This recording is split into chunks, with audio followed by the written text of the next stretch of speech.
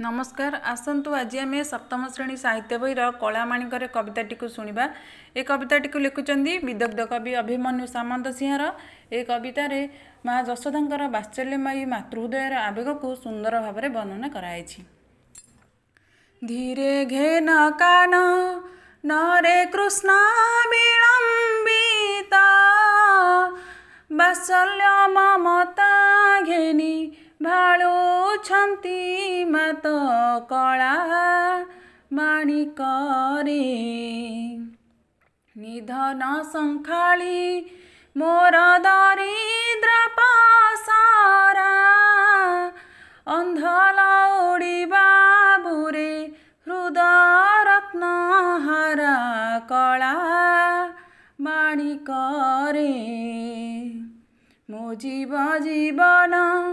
तू ही नयन प्रतिमा तोते के पासोरी हेब मोर सुख सीमा कला माणिकरे डरू थाऊ अंधा रको रखी जाऊ गोरु जनक जननी सुख कहीं पाई सारू कला माणिकरे वृद्ध काले तुम होर एकाई नंदना हृदताप विनाशने तुहरी चंदन कला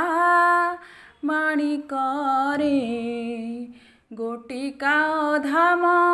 शरणरु चैतोते नाची लांच मागु थाऊ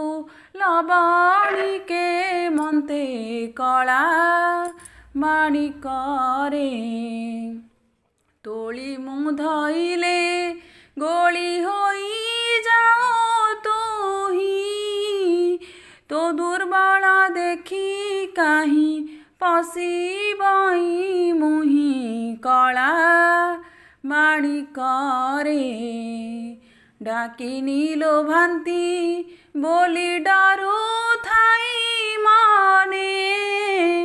बार बार बारू थाई जीवा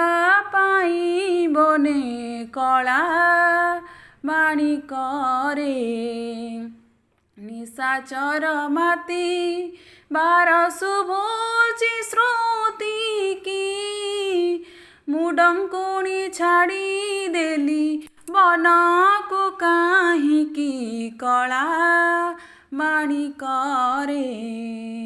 झाल बहुथिब अंगु लागी झांझी खरा श्रम पाई तरु तले बसिथिबु परा कला माणिकरे नेलु नाही काहीं पाई तो कठाऊ छता बने कंटा लागी होए मृदु पाद